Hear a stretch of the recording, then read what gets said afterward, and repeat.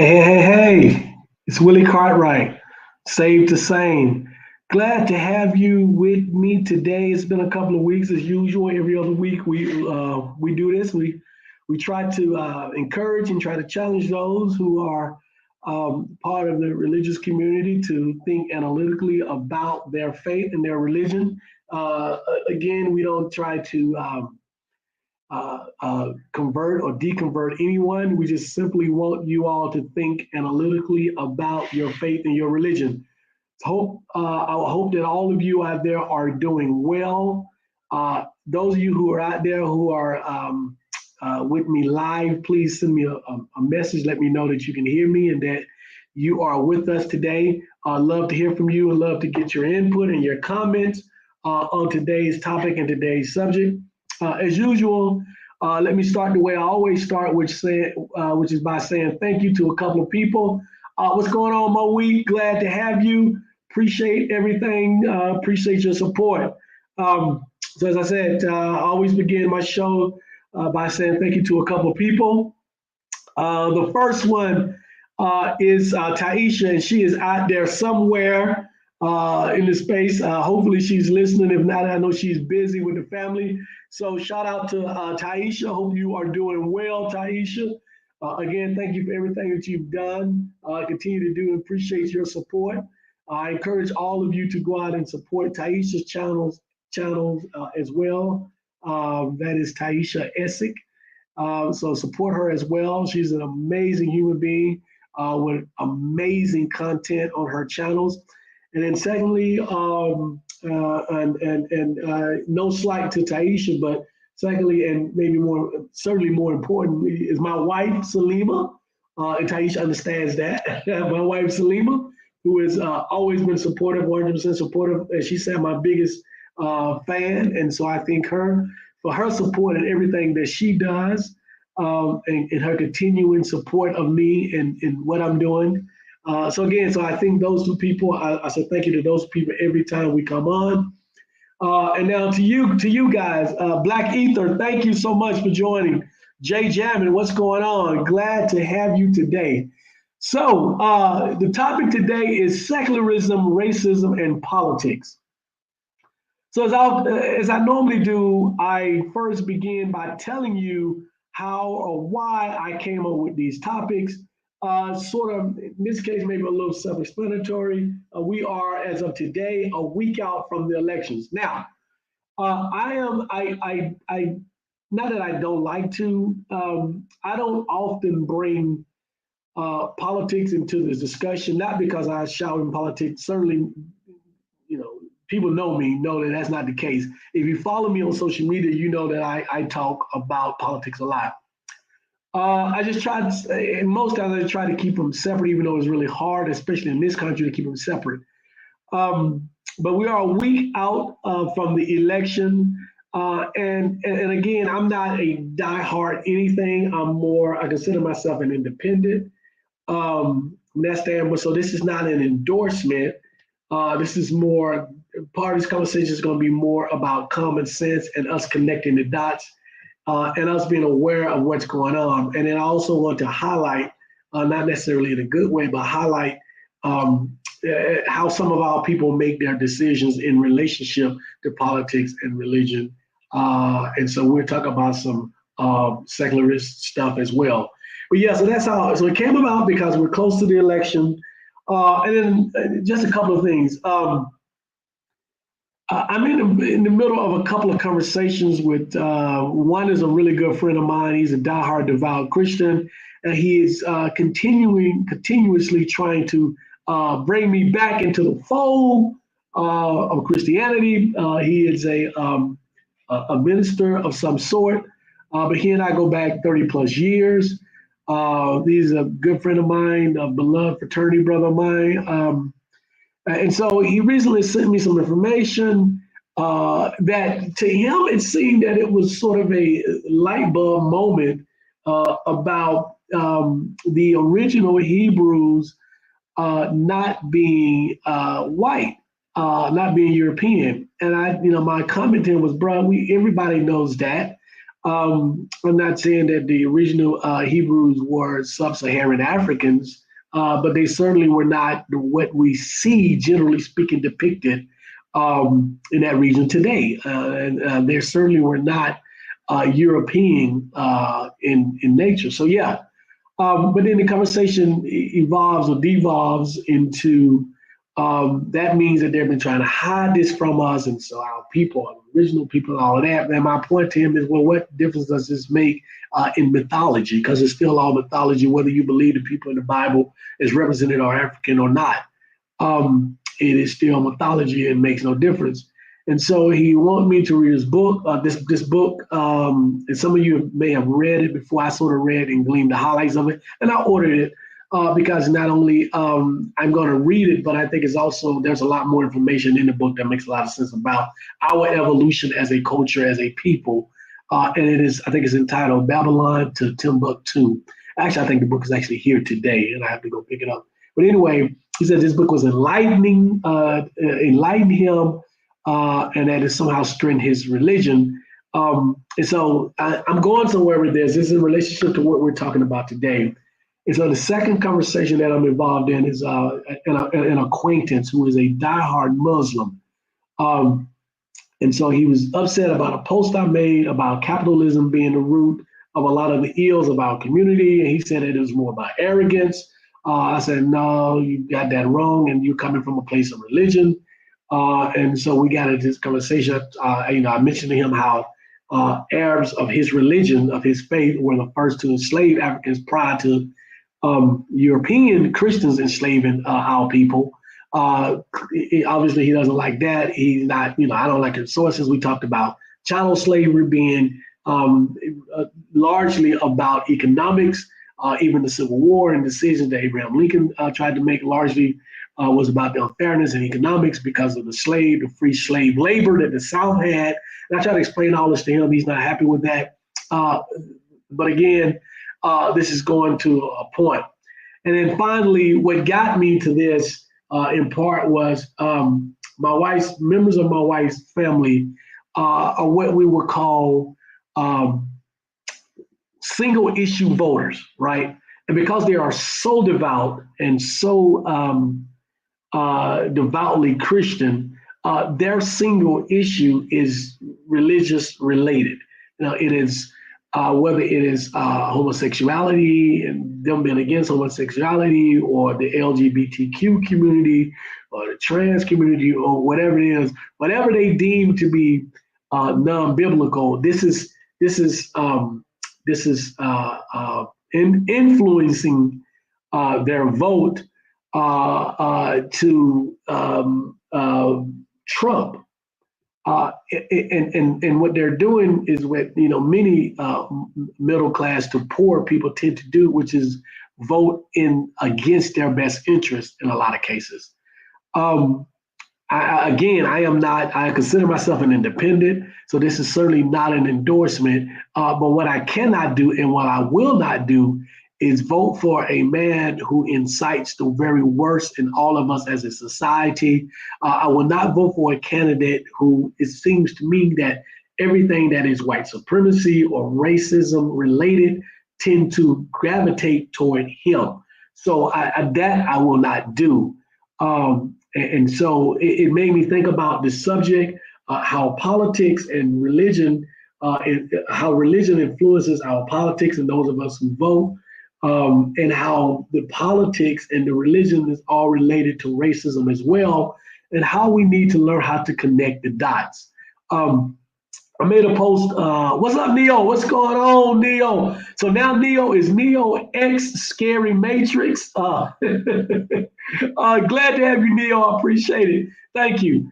And so I want us to draw the connection. And so I got a video I want to show. I don't know many of you who are familiar with, and I was trying to wait until more of you got on here.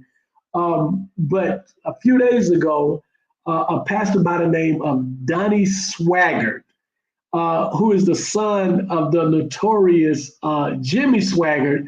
Those of you who are old enough to remember Jimmy Swaggart, a couple of decades ago, got in trouble for doing some stuff he shouldn't have been doing as a pastor. He was one of these very popular televangelists, huge following. He got in trouble, did some things that he should not have been doing, and so was sort of ostracized and sort of ran out of the pulpit. But his son, who from what I can tell, from what I hear, is a more vile version of him. Certainly a more racist. I can't say more racist, but a racist person in himself.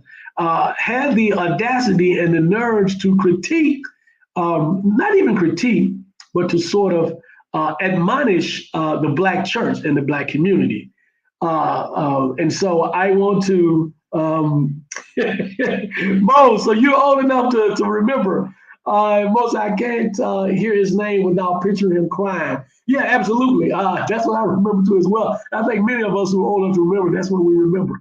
But yeah, and so I want to show this video, and then I want to begin the discussion off of that video because it connects to what I'm saying or what I have been trying to say. So let me see if I can set this up. So I haven't shown a video on here on this platform before, but let me see if we can do it, and hopefully you guys can hear it and see it. When we do it.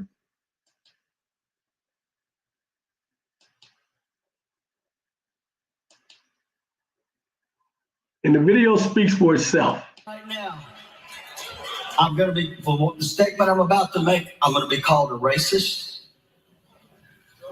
And I will be called every name under the sun.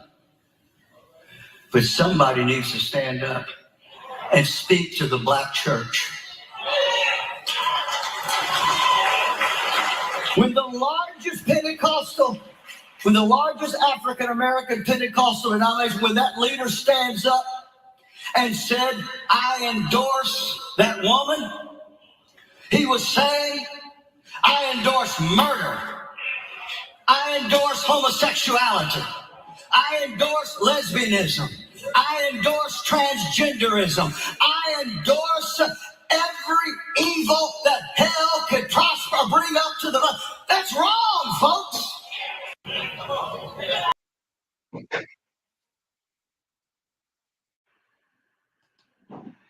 So hopefully you guys were able to hear that.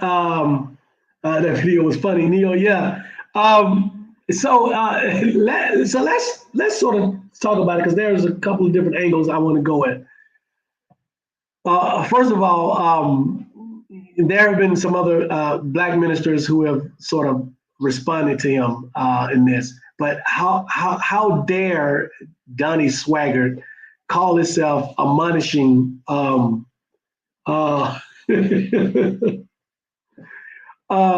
himself admonishing us. And when I say us, I'm no longer part of the Black church, but I am part of the Black community.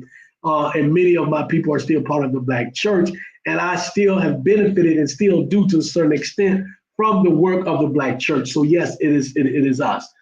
So it's one of those things where I can talk about my sibling, I can talk about my cousin, but you can't because you're not part of the family. So Donnie Swaggart, you're not part of the family. So how dare you try to admonish the Black church and the Black community? All right. And so what this is really about, people, I understand this. What this is really about is that them being white evangelicals are starting to feel like they're losing control of the Black church community, especially the younger people, right? So as I always say, and as I wrote in my book, Christianity is the religious arm of white supremacy, right? And so these pastors, going back generations, all the way back to Billy Graham and even further back, they've been able to use Christianity to keep us in place, us being African Americans, and to control us. And they've been able to use that weapon to weaponize it, especially when it comes to politics, because there's still a large enough percentage of us who vote strictly on what we consider to be religious reasoning and rationale.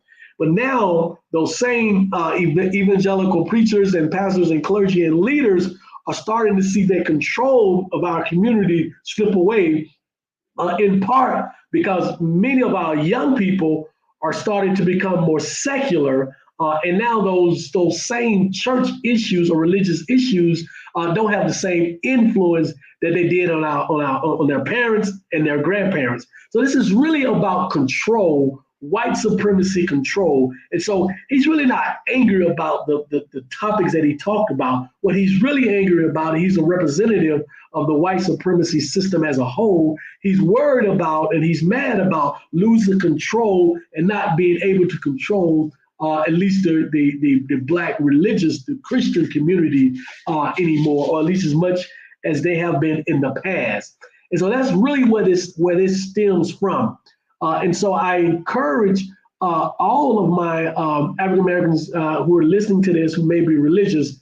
Yes, I understand that you believe that it is important with these religious issues, these social issues. But I am going to tell you this: you were Black, you were descendants of Africans, you were African Americans long before you were Christian. And some of the people that you're following may not be committing some of the sins that you are opposed to, but they are certainly committing other sins.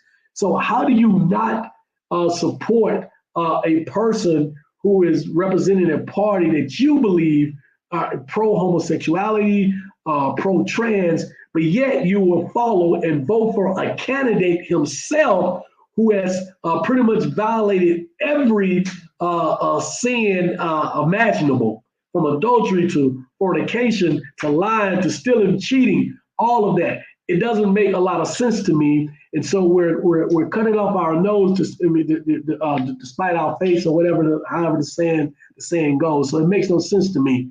Some of the comments, because you guys have been making comments as I've been on my soapbox about this. Somebody said that video was funny. So was that suit he was wearing? The suit was not. That was Jay Jamin. Neo said, right, that's how I felt too. Exactly. Jay Jamin also said, wonder if he ever admonished his father for violating his covenant to his mother and their marriage. Of course he did not, because that's not really what this is about. That is a facade that they like to use. And that's going to get me to my next point. Jay Aru said Barack Obama did the same thing the other week. Jay said, hey, Neo. And then Mo said Barack was correct. No, Barack was not correct. So Mo and Jay, I'll let you guys deal with that. But here's my thing. It goes back to what I said earlier about I don't mind critique. I don't mind criticism. What I do mind is, number one, hypocrisy. Number two, someone outside of the family critiquing or criticizing us. And number three, that criticism and that critique not being genuine or authentic, but more about control and white supremacy. And so that's where I stand on that. And I don't expect everyone to agree with me, but that's why I stand on that. And this is about the politics of it and all. And so how does this relate to religion in a broader fashion?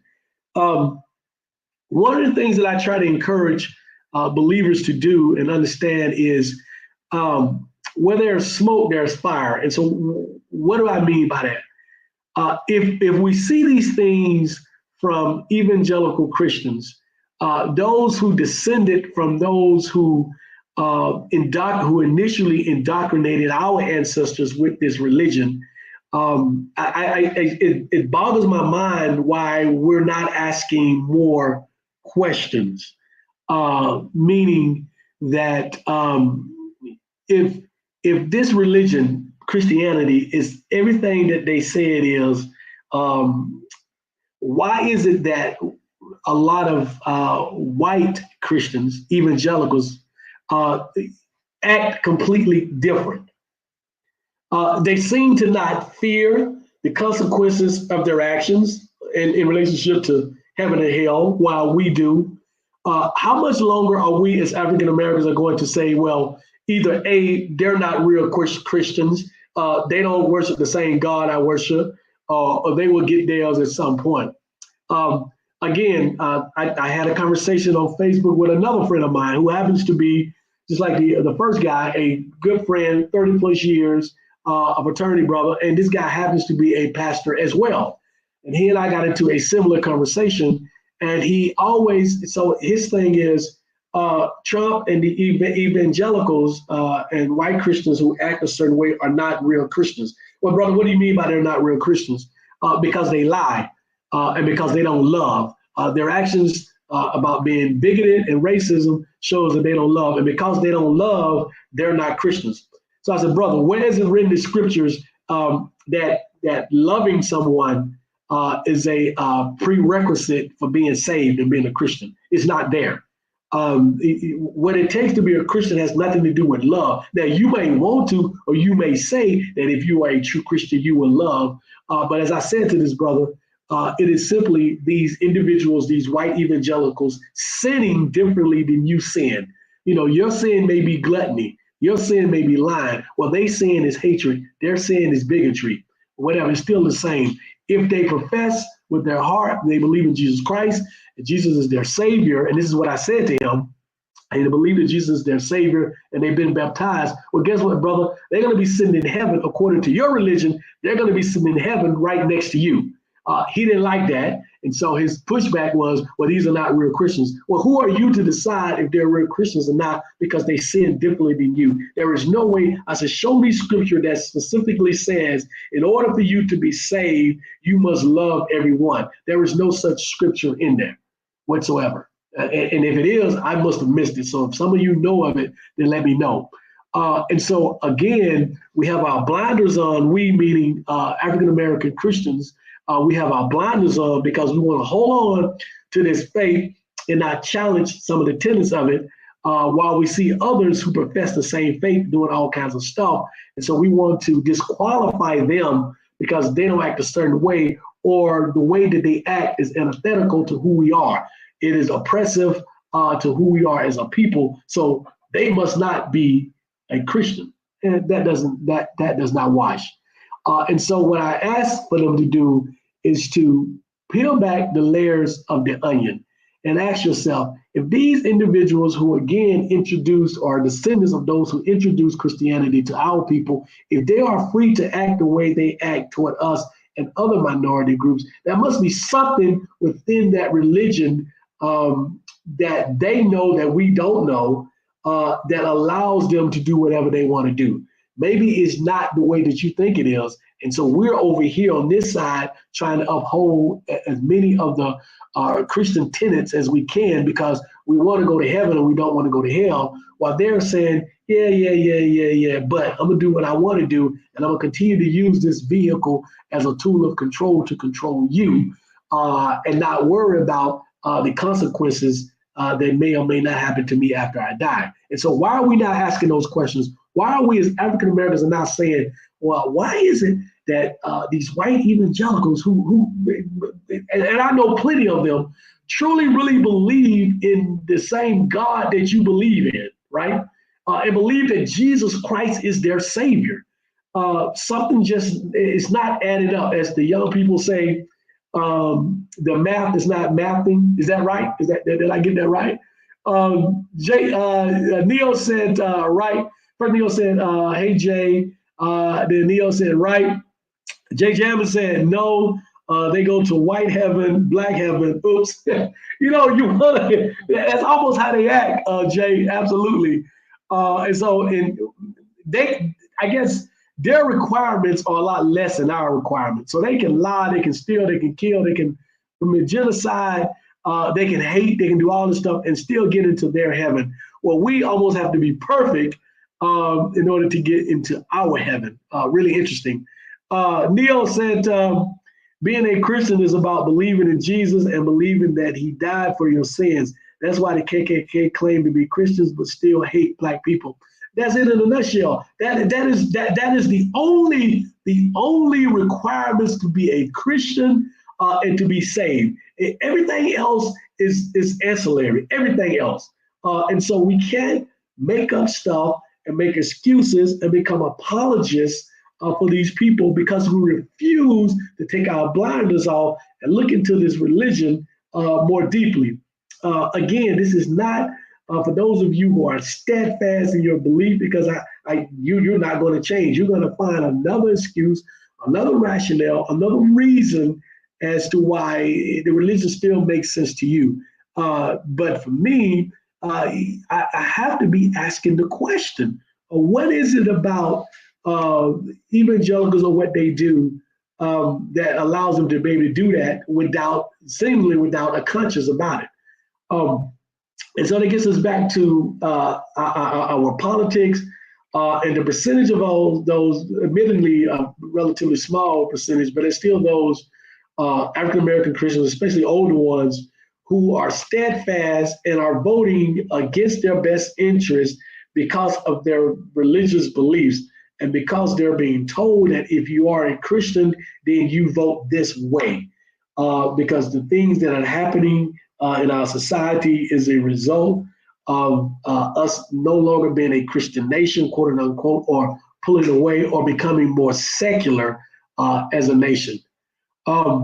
And so when you hear these things, my people, ask the people who are telling you these things, when we were majority a Christian nation, 50, 60, 100, 120, 150 years ago, what was going on in this country? Specifically, what was going on with African Americans? And again, Neo mentioned the KKK. Well, the KKK is a Christian organization. It's in their bylaws. It is a Christian organization. And yet they killed, raped, maimed with impunity and seemingly without a conscience. What is it in Christianity that allowed them to do that? Was it their interpretation of Old Testament scriptures that they interpreted to mean that African Americans were subhuman or less than human? But even that, isn't there something in your faith that tells you that even non-human animals should be treated with some kind of dignity? We were treated less than animals, right? So where does that make sense? And so, again, the whole politics of this thing, racism, us drawing a straight line, connecting it. And so that's just part of it. To touch on the secularism part, many of you may know or may not know, I am a proud graduate, at least my undergraduate degree, HBCU graduate, proud graduate. Enjoyed my time at my HBCU. Those of you who are listening on may not know what an HBCU is. It is a historically Black college and or university. And so I am a proud alumni of one in the Deep South. And if you know anything about HBCUs or football season in general, in most cases, for most universities, and particularly including the HBCUs, the fall time is homecoming time, right? And so, again, this is relationship to secularism that I'm about to get to. And so I didn't attend my homecoming this year, but as I have been on social media, I have been noticing a lot of criticism about young ladies, college age young ladies, who are wearing next to nothing. And so this is just not my university's homecoming, but many across the country are experiencing and seeing the same thing. So us older generation people, them, are commenting on the lack of dress and how the young ladies are dressing. One of the things that I've seen, especially from older Black Christians, is this being blamed on the ongoing secularization of our country. It's always this thing of this is happening or that's happening because we've lost contact with Jesus, or we push God out of our schools or out of our lives or whatever. And I always go back to when we all had God in our lives. We also had slavery and Jim Crow and lynching. Women had no rights. People from the LGBT community had zero rights. Only people who really had rights actually were white Christian males. However, because of our indoctrination, us being the collective Black community, we hear and we blame and we see a lot of this blaming the way that the young people act and dress on secularism, or the more secularizing of our society. Keep in mind, those of us who are of a certain age and a certain generation, we did things in our generation when we were in our 20s that our parents, baby boomers, and if you're a little bit older, the generation prior to baby boomers, looked at and deemed to be immoral, inappropriate, and lacking God or Jesus. Whether it was how we dress, and even prior to that, our baby boomer parents wore hot pants and short shorts, almost as skimpy as some of the stuff we see today. But for some reason, we fail to remember that. And I am one guilty of that, but my wife always reminds me that it is a generational thing, and that this generation is not the first. Our generation wasn't the first. Even going back to our parents, there are pictures of certainly of my mother in hot shorts, hot pants from the 60s.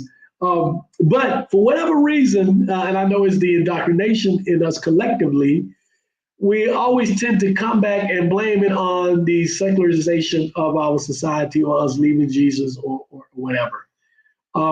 And so I don't know if you guys have experienced that, or have you seen that, or have you seen the videos where people are criticizing the way our young people are dressing? Now, again, I am not saying that I approve of the way they dress. I have no dog in the game. I mean, I have no skin in the game. I don't have any kids. My niece is 25, and she certainly doesn't dress like that. She's rather conservative. And in all of my wife's and I got daughters, I think we maybe have two or three, and our nieces, they're all rather conservative in the way they dress. But I just wanted to put that out there and sort of to relate that to what we're talking about today. Is that really an effect? Is it really because people are turning away from God and turning away from Jesus, or are they just becoming, is this a not a generational thing, but this is what we do in our 20s, and some of us in our 30s, some of us still in our 40s and 50s may try to dress like this or whatever. I don't think at the end of the day and again, I don't have any parents. I know there's some ramifications of it. I've seen people on social media say, well, you never know, alumni coming back to campus, who these people are, who they work for. You might be sitting in front of them asking for a job one day, and they remember seeing you barely naked or whatever. I'm just thankful that when I was in my 20s, we didn't have social media and that kind of thing. That's all I can say. So I won't be hypocritical in that sense. But again, the larger picture is how we relate everything to, or we tend to relate everything back to us breaking away from God and Jesus, how our religion affects and shapes our politics and how we vote, and how racism is a underlying theme and connected to all of it, whether we realize it or not. And so again, from the very beginning, one of the things that we addressed and talked about is let's be mindful of how and why we vote a certain way.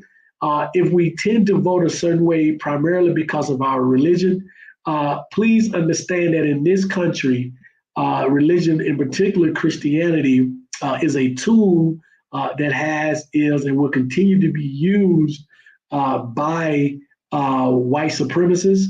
I played the video of Donnie Swagger, And again, that was really about him as a representative of white supremacy, worried and concerned about losing control through Christianity of the larger Black communities. And so when they don't hear us in collective unison supporting religious ideology at the voting booth, it worries them because through voting is how they maintain power, is how they create certain laws, is how they maintain the status quo, short of using force. And so voting is a powerful tool for white supremacy. And if they can maintain control through the voting booth and keep us, just enough of us voting with them along the lines of and using religion as a reason, a rationale for that, then they can maintain control even longer. And so those are the things that I am concerned about. If you decide, you can make these social changes or have your social commentary without supporting the side that has proven to be anti-Black, anti-people of color, anti-women, anti-LGBTQ, and anti-anything that's not Christianity. And again, this is not an endorsement of either side. This is just rational thought and me looking out and seeing what's going on in the world. And so, in a different time, a different candidate, I may be convinced or to vote for a Republican, not today's Republican, but there was a time that I would have, and I don't think I ever. I voted for independence before. And there have been some Republican candidates, a president that I've liked, or at least for the Republican nominee that I have liked. And so again, this is not being partisan on one side or the other side. I like Kamala. I have no issues with Kamala. As I said to someone before, I think that she is probably one of the top 2 or 3 most qualified individuals that we've ever had to run for president, especially when you compare her to her opposition. And so I'll leave that at that. But the major issue, the most important issue about this is why we vote, how we vote, and let's stop allowing one issue, especially religious issues, to determine how we vote. If voting that way is going to hurt us as a collective group or hurt you individually. So if you make $40,000 a year and you're struggling to pay your bills, voting for Trump is probably not in your best interest, right? And so those are the things that I'm talking about. So if you're making $40,000 a year, you're struggling to pay bills and the rent is too high and you can't pay utilities and all this other, you can't put food on the table, but yet you're going to vote for a party that on the basis of they are anti-LGBTQ, then that makes no freaking sense, right? What does that have to do with you? What is who someone sleeps with or in love or falls in love with? What does that have to do with you and your livelihood? And so again, it doesn't make any sense to me from that standpoint. But that's just me. What are the comments? What do we have? What questions? What insight? It could be from either side. I'm not opposed. You can say whatever. This is a safe space. This is a free space. You can say whatever you want to say. LMA said, if Jesus were to come back and tell white people to do right by Black people, they would lynch him. LMA, you are 100% absolutely right.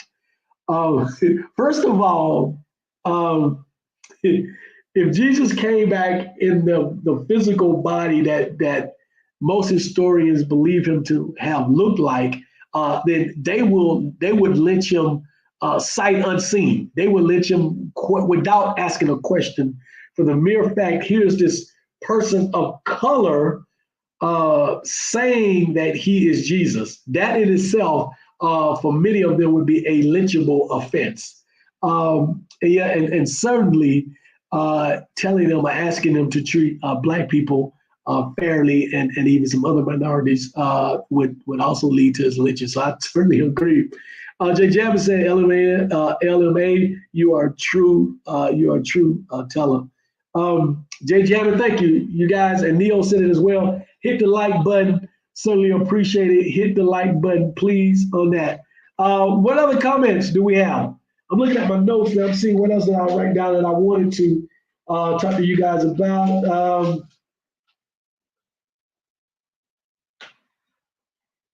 What else we got? Saran, peace. Glad to have you. Saran, is that Saran? Thank you. I don't know if this is your first time, but I'm glad to have you. If it's not, then I apologize. I try to remember every one of these that I see often enough, so I appreciate that. So thank you for that as well. So that is really it. I wanted to come on here and talk about that. I don't like to dive too deeply into politics, only because I vote for who I vote, but I'm not one of these diehards that's, like it's the end of the world if such and such wins or such and such loses. That's not me. What I'm more concerned about is the process, the rationale, how we come up with why we voted, who we vote for. I'm more concerned with us falling into a theocracy, and that being used to confine us, to oppress us as a collective people, and more importantly, having those of us, the smaller group that it is, but having those of us being participants in this oppression due to religion. That is more important to me than all of this. And so again, and I'm going to say this, and then we're going to maybe sign off a little early today.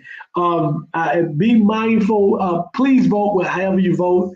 And I say that in sincerity, in all sincerity, but I don't say that like it is the end of the world. I believe that however things turn out, all of us would be okay one way or the other, or we will make everything okay one way or the other. Now, I have people who really believe that this is as important, as almost life-threatening if the right person is not elected. And so every day they're beating the drums of who they believe that people should vote for.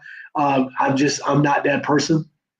But if you feel like it's your duty, I voted. My wife and I, we voted already. So please vote. But keep in mind, there's a lot of life to be lived outside of politics in this country. I believe, and I think I can get a kudo from Neo on this. Politics is a part of the system. It's a part of the matrix system. It is an arm. So is religion. So is capitalism. And I am a former corporate employee and a business owner for many, many years. But it is all part of the system as a whole. They work hand in hand. And so we need to be aware of all of that. And so that's where I stand on it. I'm not a conspiracy theorist whatsoever, but I am a realist. And so this is the things that I see.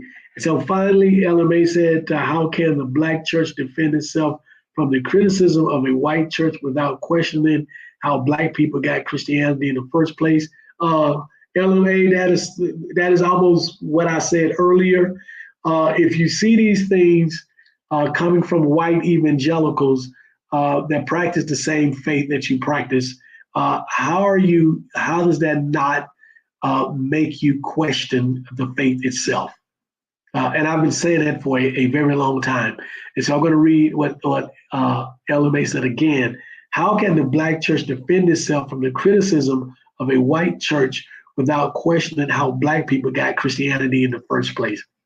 So essentially, I'm saying the same thing. And I'm saying that now that we are Christians, if we have not or did not initially question Christianity, then the actions of white evangelicals who claim and say that they are also Christians, judging by their actions and how they treat us, if that should at a minimum should cause us to question Christianity and do more digging. So I think that is a absolutely great place to end this on. If there's no other comments, I have said my piece. I have been on my soapbox.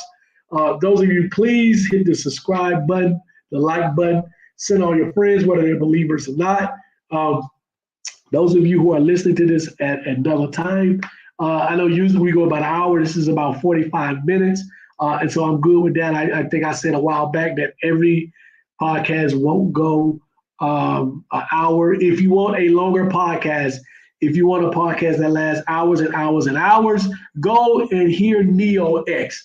Neo podcasts are awesome. They're great. They touch on some of the stuff we talk about here, but Neo also talks about some other stuff. But Neo podcast will go for hours, literally 6, 7 hours or longer. A couple hours is probably short for Neo. But Neo is younger than me, so I don't have that much energy to go 6 hours on a podcast like Neo. So yeah, but I appreciate all of you. LMA said the last comments. LMA said I have a family who is a pastor. Always have to tiptoe around that topic. Family members. LMA at some point. Hopefully you won't have to tiptoe around it. And I know we do this from the standpoint of avoiding an argument or avoiding a deeper conversation or maybe offending others or even run the risk of being ostracized. I don't know where you are with your family and how you stand with your family. I do this channel in part because there are many like you and others who are not able to be open about their disbelief, about their questioning of the faith. I have this platform. I can do that. I have standing within my family. They all think I'm crazy anyway, even long before I abandoned Christianity. And so they tend not to bother me. And so even with friends, I don't know if you guys believe in zodiac signs, but I am an Aquarius, which means I'm cold-hearted and I really don't give a damn.